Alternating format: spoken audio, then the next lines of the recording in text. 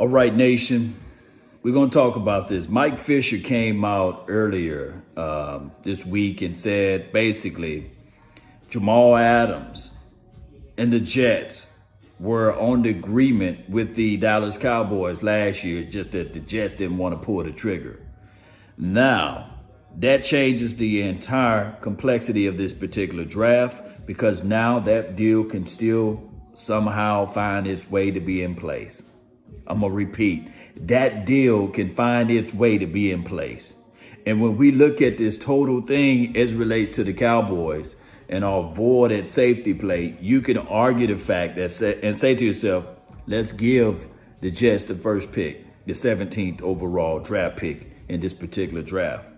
Or you can squeeze the Jets knowing that they're willing to get rid of this guy and wait till after the first round is over with and then pick up the phone and say, hey, we give you this year's second and maybe a conditional second next year or a third, or maybe this year's second and then you swing the first pick from next year. You can do those things. They already agreed to terms last year, but they just didn't pull the trigger. Now, how does that make Jamal Adams feel? I definitely don't know. I definitely do not know. Now, they may covet Jamal a whole lot different than what we can look at it, and they may just be trying to figure out a way to lowball him, and I'm talking about the New York Jets. However, when you look at this particular situation and you think of it from A to Z, you can say to yourself, man, oh man, this team, will they give up the draft capital to pick up a Jamal Adams? Would he be that difference maker? Now, I can say this with this particular defense, although this will be the type of defense that will be a hybrid style of defense, it will be also a defense where you can look at it and say to yourself, maybe, just maybe, you can have the safety to come down into the box, look around, and still blitz off to the edge. Or this defense can be one of those things where he's seeming like he's going to blitz and then he covering out in space. And you have your roaming linebackers, sideline to sideline linebackers that can make a difference. We've been missing, and I'm going to say again, we've been missing, and let me say it one more time because it sounds good. We've been missing that type of diversity or that type of versatility as relates to the safety play. We loved Jeff Heath when he was playing. It's just the brother couldn't hit. And I go all the way back, and I've been saying this for many months now.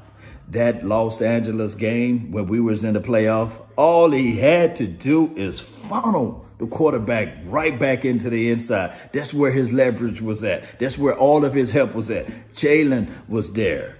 The safety over the top, believe it or not, was there. The cornerback that they motioned to the opposite side was right there. But he let old Jerry Goff get to the edge. And I know that was many a moons ago from now. But that just makes me think that if the Cowboys were to invest in a true strong safety, maybe, just maybe, we could have had a different outcome of that particular game. Because you get the ball back to the hot hand, who knows what would have happened, you know. That's just the reality of it. Now, we can sit back and say to ourselves, the Jets are going to try to squeeze us. That's what they do. They love to squeeze any team that's doing a negotiation for the nation with this particular team, the Dallas Cowboys, dare I say Jerry Wayne. Y'all know how this thing go. They love to squeeze. They love to say, okay, a pick that's naturally worth second round, they can get a first. A pick that's naturally ranked a third round draft pick, they will get a second. You see, the opposing team from what they asking for from Jerry, because they know for sure that Jerry will show his hand. We rally roll incognito. We rally roll unseen, you see. The discretion part is thrown out the window because the moment the news hit, the Dallas Cowboys are all over it on everybody's talk show. Mama, uncle, cousin, everybody. You already know how it goes. Even Tupac and Biggie. I always got to put that in there. So my thing is, Cowboy Nation, what will you guys do? I know that my guy, Skywalker, still with the new field. You know how this thing go. Him, big game, James. We did this a couple of weeks ago, basically. I think it was a couple of weeks ago. My days are running into each other. We did this, would you like to have a Jamal Adams type of situation? Now, he did have, 5 or 6 sacks last year, creating pressure, snatched the ball out of the Giants quarterback hand and ran it in for the touchdown. We saw those things. We looked at it and said, man, that's a dog play right there. That's somebody that we will have on the highlight reels forever, ever, ever, ever. Snatching the ball from the quarterback hand and then running it in for the 6.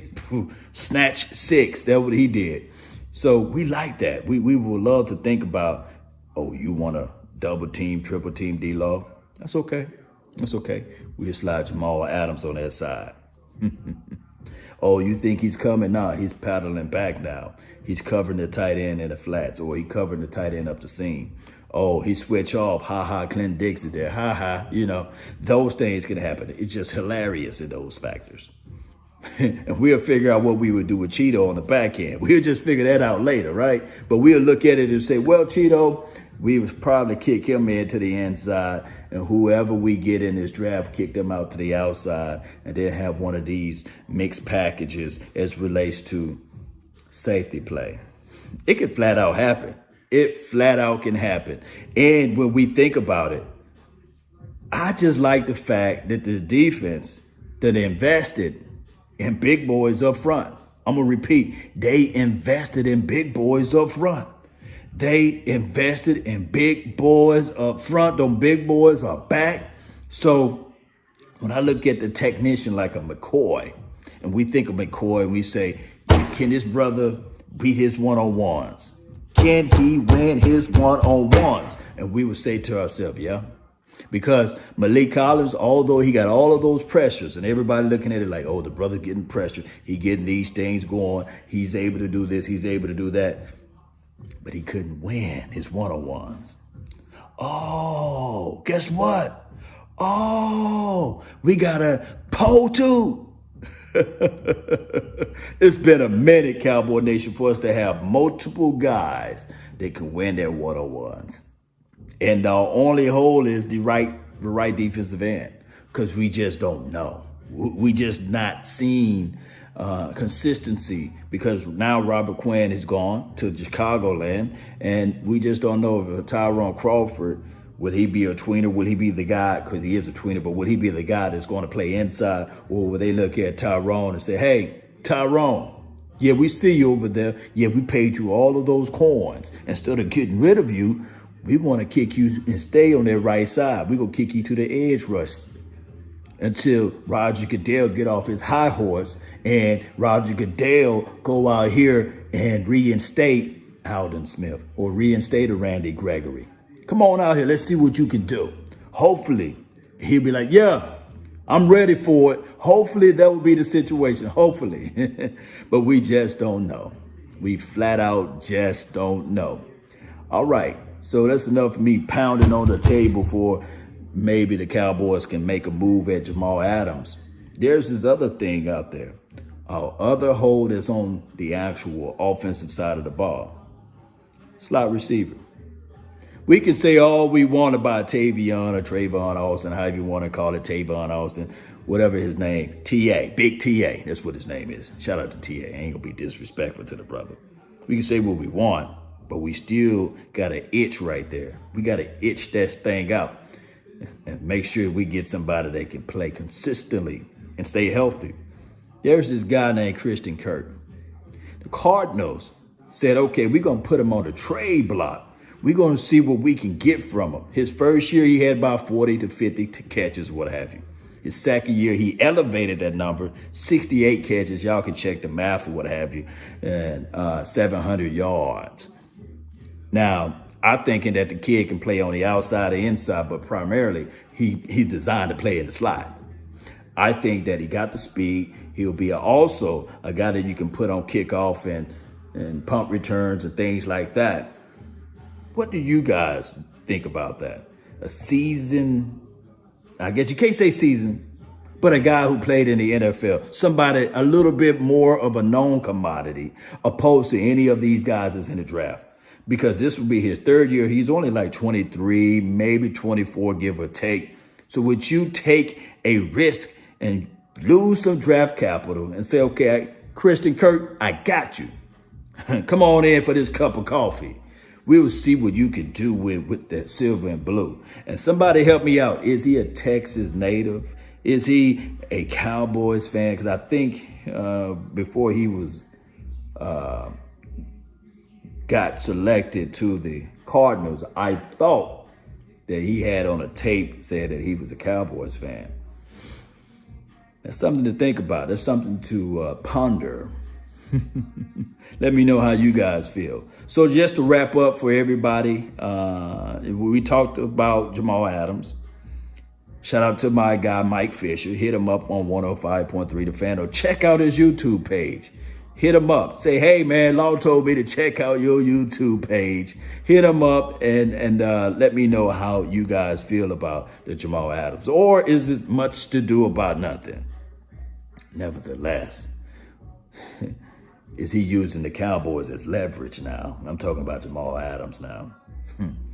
Can he be like, yeah, I like the Cowboys, but give me this bag over here in Cleveland, or give me this bag over here in Colts land, or give me this bag over here in Saints, or whatever. Give me the bag in Patriots. Who knows? You know, the guy's that dynamic. You know, he's dynamic. I just don't want to give up too much draft capital. If they start talking that foolishness like the Jets always do, if they sit there and say, well, we want a first, a second, and a third, then we're going to say, all right. And people in hell want ice water, and I don't think they get it anytime soon. So you guys can continue to say what you want, but we're offering you this second round draft pick and next year's first, or we just gonna give you this first right up, straight up. If it's a first round draft straight up for the 17th pick for Jamal, I might have my reservations on it, but I won't be mad. And also with the Christian Kirk situation, what would you guys be willing to give up for him? Is it draft capital? Is it player for player type of situation? Let me know. Post me your thoughts down below. Hit that subscribe button, and then right beside that subscribe button, if you're watching on my YouTube page, pluck that notification bell. Pluck it, because I go live at various times throughout the day and night. You guys know how this thing go. And on top of that, the biggest thing, the best thing, the beautiful thing, and the wonderful thing you can do for the nation is hit that share button. Share it. Share this thing all over the world. Sharing is caring, Cowboy Nation. That's been my time. I really thank you all for yours. And remember, you're listening to nothing but the best. Let's go.